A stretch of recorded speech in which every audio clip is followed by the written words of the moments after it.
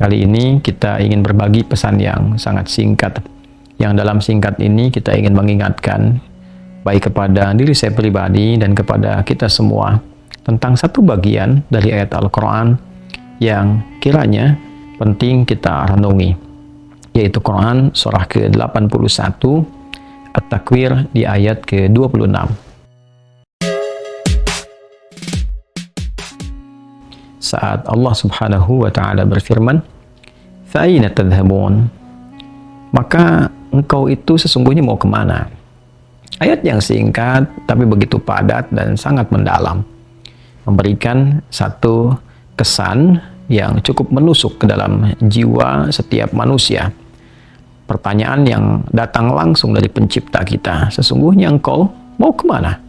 Allah sudah menjelaskan mengapa kita diciptakan. Allah sudah memberikan jalan kehidupan bagi kita dan menerangkan konsekuensi di balik pilihan-pilihan yang kita tetapkan untuk menempuh jalan-jalan yang dimaksudkan. Bila benar, resikonya seperti ini. Bila salah, konsekuensinya demikian. Maka, di antara sekian manusia yang telah mengetahui semua konsekuensi itu, terkadang masih mengedepankan bujukan-bujukan atau bahkan pengaruh-pengaruh nafsunya agar bergeser dari nilai-nilai kebaikan, bahkan nilai kemanusiaan yang telah Allah tetapkan.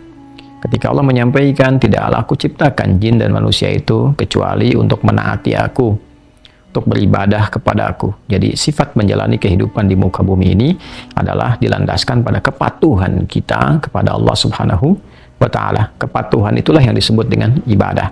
Patuh, tunduk, patuh, bahasa Arabnya itu disebut dengan Islam. Jadi Islam dalam pengertian etimologi secara bahasa artinya tunduk, patuh, taat. Orangnya disebut dengan Muslim. Jadi setiap manusia itu konsekuensinya memang mesti patuh, tunduk dan taat kepada Sang Pencipta, yaitu Allah Subhanahu wa Ta'ala. Karena itu ketika Allah menyampaikan di dalam firman-Nya, "Wa ma khalaqtul jinna wal insa illa liya'budun." Tidaklah aku ciptakan jin dan manusia itu kecuali untuk menjadikan seluruh aktivitasnya agar menaati Allah Subhanahu wa Ta'ala, dijadikan sebagai ibadah. Jadi kita dari bangun tidur sampai tidur itu sejatinya adalah memetakan kurikulum untuk menaati Allah dalam bingkai ibadah, dilatih dalam bentuk ritual. Ritual itu untuk mengaktifkan titik spiritual kita, titik roh kita. Segala yang terkait dengan roh disebut rohani. Jadi dalam diri kita ini ada spiritnya, ada rohnya. Dan itu adalah titik latihan pertama untuk mengaktifkan ya titik-titik kebertuhanan.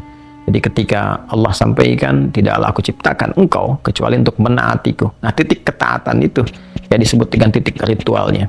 Ibadahnya ibadah ritual, ya keadaannya keadaan spiritual, itu yang penting kita aktifkan dulu.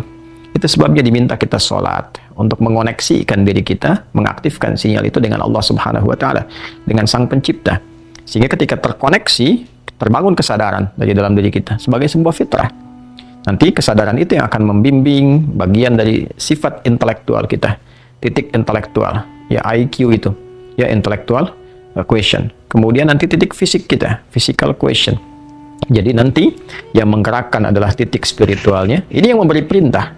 Kalau akal itu masih objektifnya normal saja, karena dia hanya mengkonstruksikan pikiran, mengolah data, ya, jadi informasi menjadi knowledge. Knowledge itu yang akan diteruskan kepada fisik untuk dieksekusi. Ya, bagaimana nanti lisan bicara? Seperti apa konstruksi bicaranya?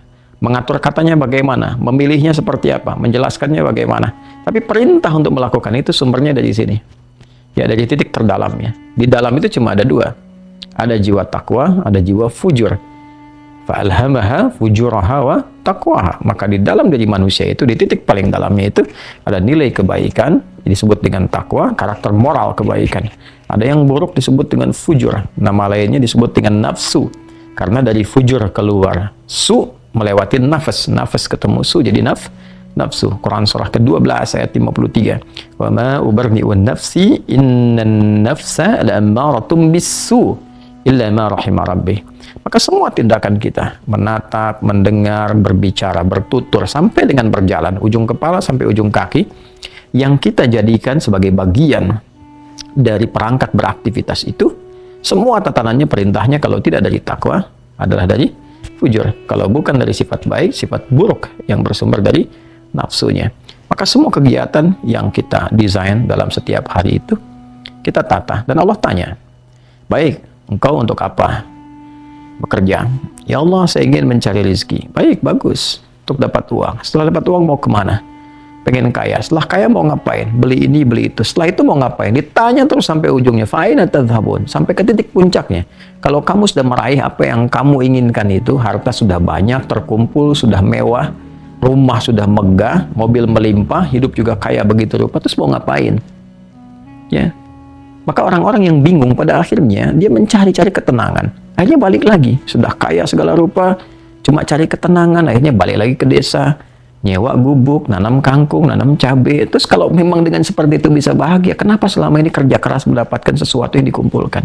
Balik ditanya, kamu kedudukan pengen jadi apa? Terus, yang di militer pengen dapat bintang 1, 2, 3, 4. Kalau perlu, jenderal besar, bintang 5. Setelah itu mau ngapain? Mau diarahkan kemana semua itu? Karena pada akhirnya semua bintang akan berguguran.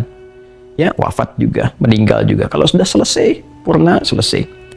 Demikian yang punya ilmu, punya jabatan, macam-macam, mau diapain? Ya, ketika semua titik itu mencapai pada titik jenuhnya, di akhir itu akan balik kan. Ya, jabatan purna, harta juga jenuh, ya. Nah, di titik itu kita disadarkan, ditanya, mau kemana? Maka dijawablah dengan jawaban yang sangat mendalam. Inni dzahibun ila rabbi sayahdin. Yang terbaik adalah katakan, saya ini menyiapkan bekal untuk berjumpa dengan Rabbku.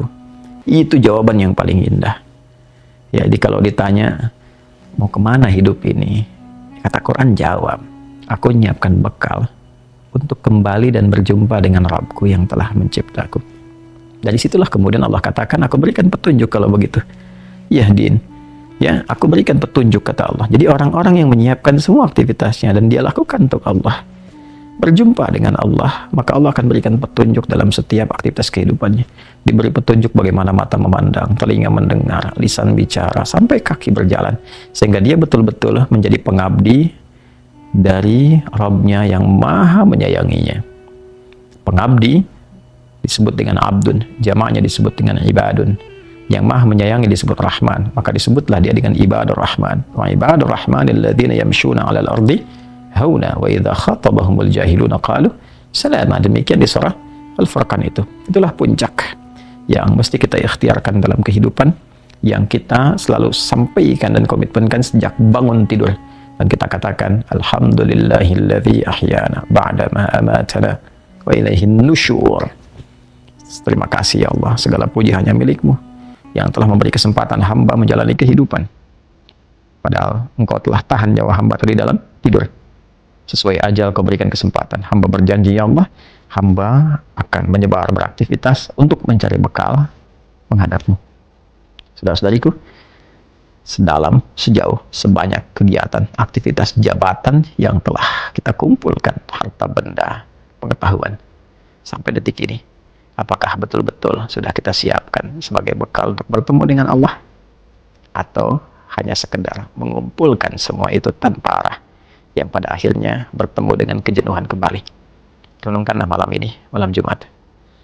Jumat saat manusia pertama diciptakan, diturunkan dari surga, mengawali misi di dunia, diwafatkan, dan di titik itu kita akan berpisah dengan dunia.